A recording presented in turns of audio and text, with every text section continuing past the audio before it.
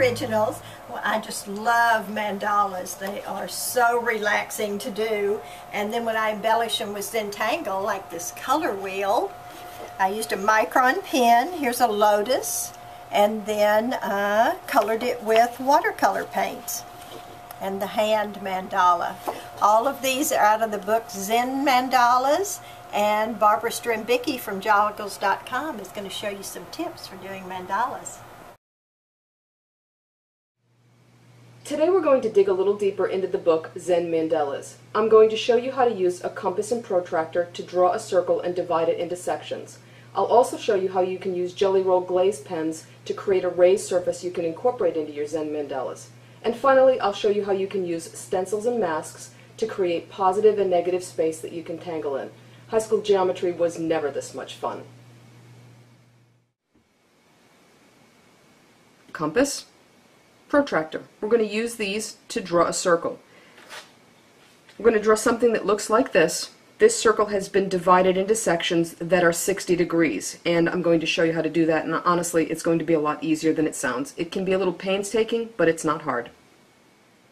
There's a dot here on the center of the paper. That's going to be the center of my circle. Now, having said that, I wouldn't ordinarily put a big old dot in there because it's going to interfere with what I want to do relative to the tangles, but it's here for illustration purposes for you. I'm going to take my compass, and the point of the compass is going to go in that dot. Now, I have tried to draw circles twisting and pivoting using my hand and found that it's much easier that once I get the point of the compass in the center to just put the pencil on the paper and then turn the paper. I find that that's far more effective. My arm and hand and wrist just don't seem to work the other way. Okay, now I have a circle. Let me take my pencil out of the compass. Here's the protractor. In the center of the protractor is this section where the horizontal and the vertical lines meet, and it's got this little divot in it. I don't know what that's for, but it's there. I'm going to lay this so that the cross is directly over my center dot, and then I'm going to make certain that I'm nice and even. Once I am, I'm going to start well outside of my drawn circle where the protractor is, and I'm going to mark this 180-degree mark, and then I'm going to come over here and I'm going to mark the 0-degree mark. Now I know you're thinking, wait, that's nowhere near on the line that you drew, but that's okay, we're going to get there. If I'm going to do this every 60 degrees, that means at 180 I'm going to jump down to 120 and make a mark, and then I'm going to jump over to 60 and I'm going to make a mark.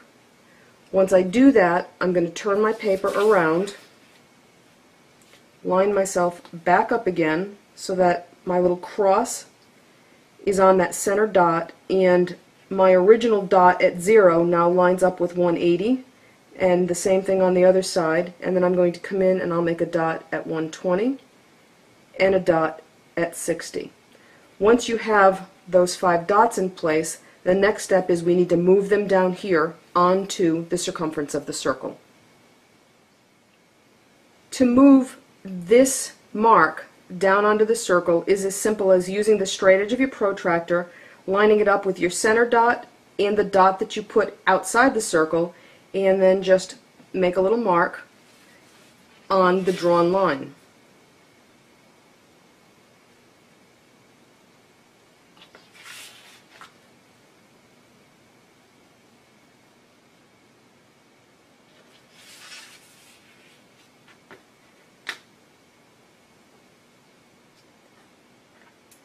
Now that I have my dots all on this circle, I'm going to put my pencil back into the compass, and I'm going to put the point of the compass, I'm going to put it on each of those dots, and I'm going to draw from side to side.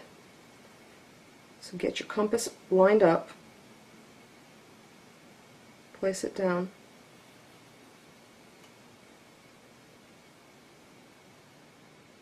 and draw. Turn the paper, go to the next dot. Oops, that would not be the next dot.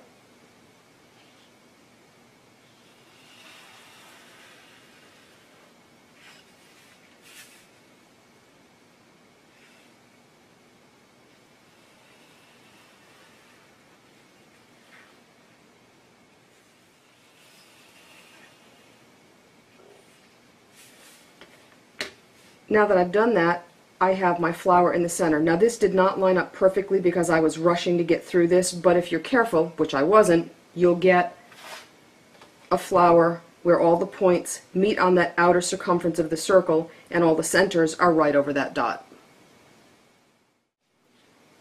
These are Sakura's Jelly Roll Glaze Pens. While they're mostly intended for non-porous surfaces where they're going to give you a more raised dimensional effect and very glossy, on something porous like this paper, you're not going to get the same raised feel, but they work really well nonetheless. We're going to use the clear pen, and we're going to use it to make a resist, which is what Jess did here. You can see the washed colors on the background and the white writing underneath. That writing happened initially, and Jess did that with this pen, and then once it dried she came back and washed the colors on, and that's what I'm going to show you now. This is some watercolor paper. Jess came back with the clear glaze pen and drew a design on it, and now I'm going to show you what happens when you wash color over. Now the one thing you do need to be aware of is that these pens take a little bit longer to dry than a traditional pen or other kinds of jelly roll pens, so be certain you do allow enough time. I've washed some water on this paper, and now I'm going to come in and I have some Adirondack Color Wash, and I'm just going to brush it on here and let it bleed, and you'll begin to see the design emerge where the pen is acting as a resist.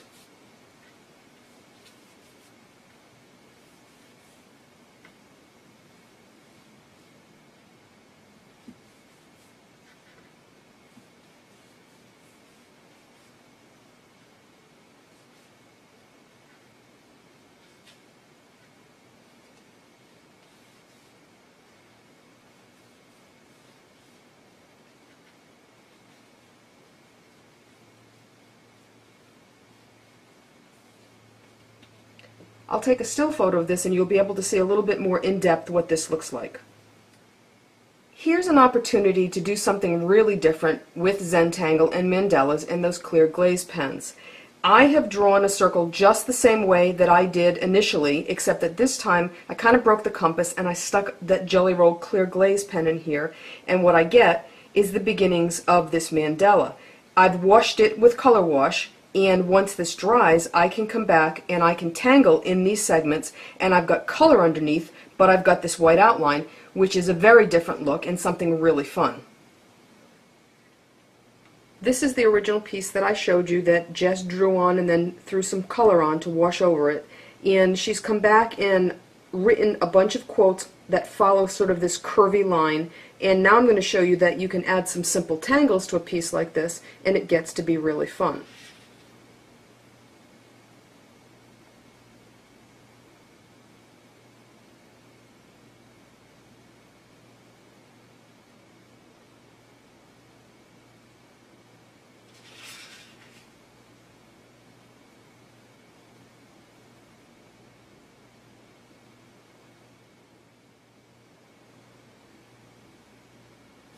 There are an endless array of things that you can do here. You can make them complex, you can make them simple, you can go for busy, you can go for a little bit more quiet, but whatever you do, it's certain to be fun. This is a stencil. You can either do what I've done here, which is to trace all around it, and now you have this wide open space that you can tangle in, or you can use it like a mask, which is what I'm going to do now. I'm going to lay this down. I have a perfect pearl mist that I created on my own. I did it in one of these little mini misters. It's pink with pink perfect pearls in it. And I'm going to just lay this on here, and I'm going to, you're not going to see my hands, but I'm going to spray from a distance. And I'm going to lightly spray this, and then I'll let it dry. Oops. Big blotch. Not exactly what I had in mind, but we'll punt and we'll make it work. Now once this dries, everything underneath that plastic is going to be white, and it's going to give me a wide open white area to tangle in, but an entirely different look than that stencil with the outline that I showed you just a moment ago.